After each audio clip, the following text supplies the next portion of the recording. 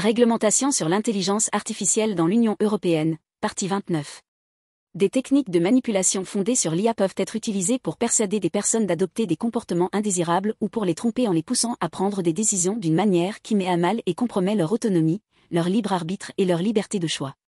La mise sur le marché, la mise en service ou l'utilisation de certains systèmes d'IA ayant pour objectif ou pour effet d'altérer substantiellement les comportements humains, avec le risque de causer des dommages importants, en particulier d'avoir des incidences suffisamment importantes sur la santé physique ou psychologique ou sur les intérêts financiers, sont particulièrement dangereuses et devraient dès lors être interdites. Ces systèmes d'IA font intervenir des composants subliminaux, tels que des stimuli sonores, visuels ou vidéo que l'individu ne peut percevoir, étant donné que ces stimuli échappent à la perception humaine, ou d'autres techniques manipulatrices ou trompeuses qui mettent à mal ou altèrent l'autonomie de la personne, son libre arbitre ou sa liberté de choix de telle sorte que l'individu n'est pas conscient de ces techniques ou, à supposer qu'il le soit, sans qu'il puisse échapper à la duperie ni opposer une résistance ou un contrôle auxtite technique.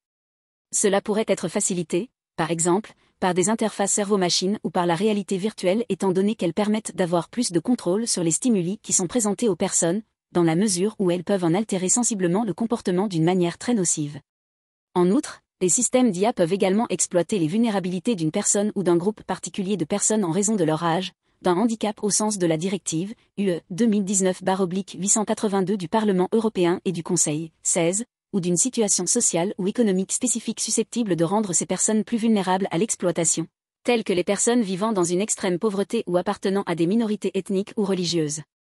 De tels systèmes d'IA peuvent être mis sur le marché, mis en service ou utilisés avec pour objectif ou pour effet d'altérer substantiellement le comportement d'une personne d'une manière qui cause ou est raisonnablement susceptible de causer un préjudice important à cette personne ou à une autre personne ou à des groupes de personnes, y compris des dommages susceptibles de s'accumuler au fil du temps, et il y a lieu, par conséquent, de les interdire. Il peut s'avérer impossible de présumer l'existence d'une intention d'altérer le comportement lorsque cette altération résulte de facteurs externes au système d'IA qui échappent au contrôle du fournisseur ou du déployeur, à savoir de facteurs qui ne peuvent être raisonnablement prévisibles, et partant, ne peuvent être atténués par le fournisseur ou le déployeur du système d'IA.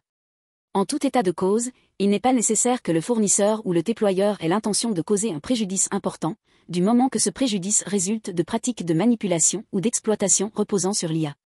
Les interdictions de telles pratiques en matière d'IA complètent les dispositions de la directive 2005/29/CE du Parlement européen et du Conseil, 17, notamment concernant le fait que les pratiques commerciales déloyales entraînant des préjudices économiques ou financiers pour les consommateurs sont interdites en toutes circonstances, qu'elles soient mises en place au moyen de systèmes d'IA ou autrement.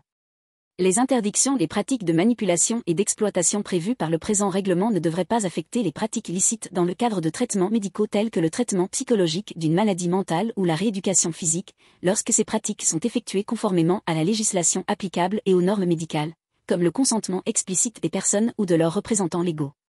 En outre, les pratiques commerciales courantes et légitimes, par exemple dans le domaine de la publicité, qui respectent le droit applicable ne devraient pas, en soi, être considérées comme constituant des pratiques de manipulation préjudiciables reposant sur l'IA.